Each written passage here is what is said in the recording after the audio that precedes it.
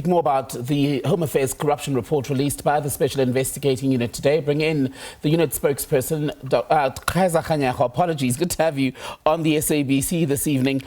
Good to have your time. So what allowed this sort of corruption to take place? Because the figures are staggering. A handful of what have been described as low-ranking Home Affairs officials basically profiting more than 16 million rand for selling visas and permits. Thank you very much, and thank you to your viewers.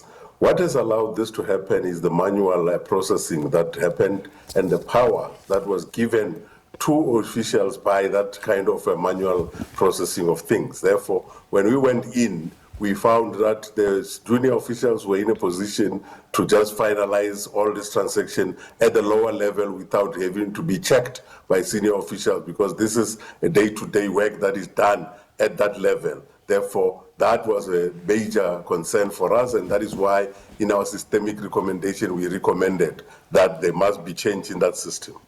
Given how little they earned and the lavish lifestyles they led based on these fraudulent earnings of more than 16 million rand, is this the sort of crime that should have been picked up ideally sooner if those systems were in place?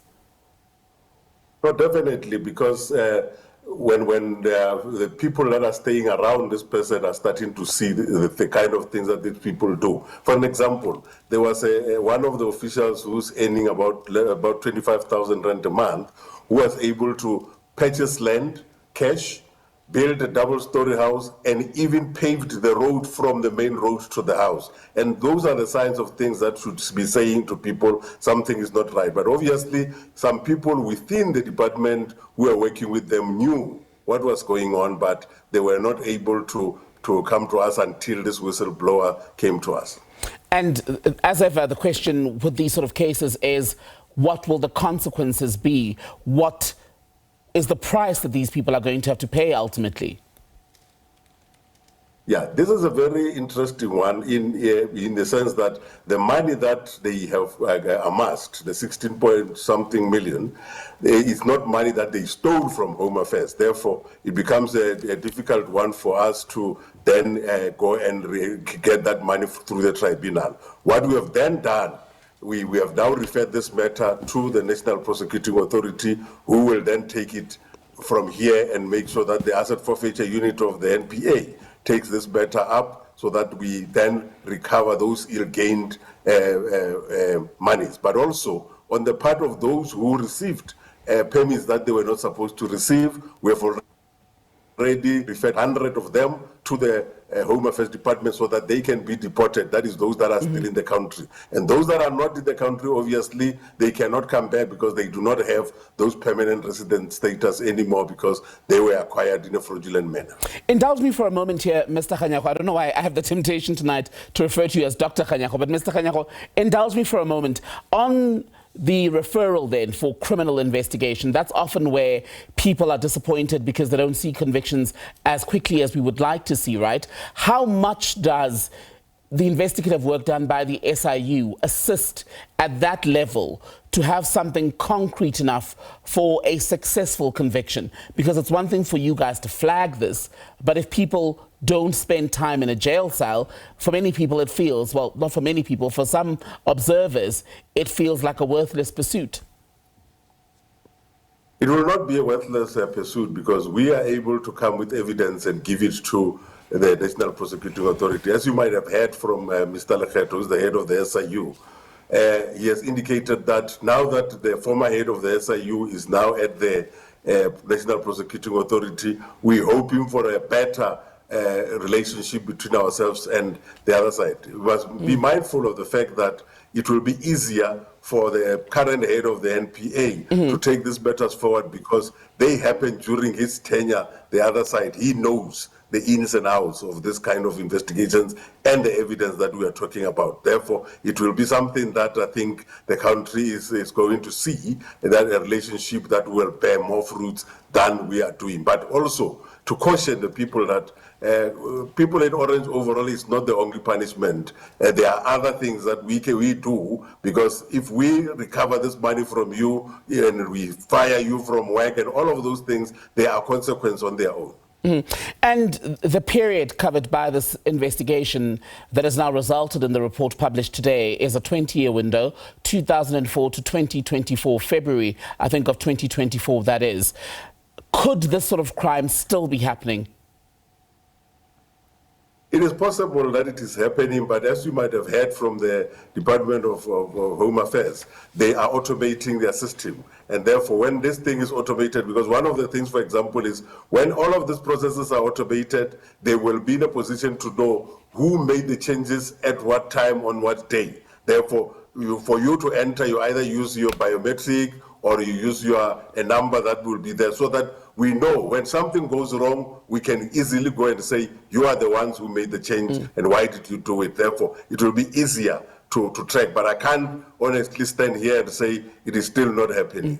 And in terms of giving us a fuller picture of the extent of this sort of corruption in the Home Affairs Department, how much do you think this investigation is able to do that, considering that ultimately the people named against whom findings have been made, that's a handful of the staff complement at Home Affairs, and the department has dozens, if not hundreds of officers right across the country? No, it says a lot about the integrity of the few people, because it doesn't take a lot of people to do the damage that they are doing. Just one example that we're giving is one official in a very short space of time was able to grant more than 450 study permits, which are fraudulent. Therefore, it takes one person or few people to do the damage. And it also says the majority of the people might be honest enough and doing their jobs, but at the end of it all, those that are doing wrong things, we will follow them up and make sure that they are rooted out of the system. And on the beneficiaries of these alleged crimes, these foreign nationals who would have bought their way into the country or bought their stay in South Africa, among the members of the clergy who've been involved in other controversies, Shepherd Bushiri, Timothy Omotosho, both have faced separate criminal investigations in this country.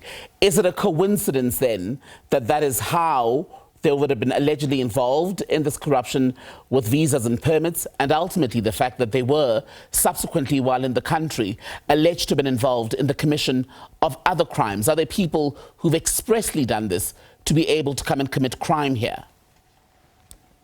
No, definitely. There are a lot of those that came here specifically to do that, because you would have seen with the examples that we gave with Bushiri and Omotoso. They are not the only ones, by the way. There are many others that we are still verifying. There are over 10 of these pastors that we are verifying how they got into the country.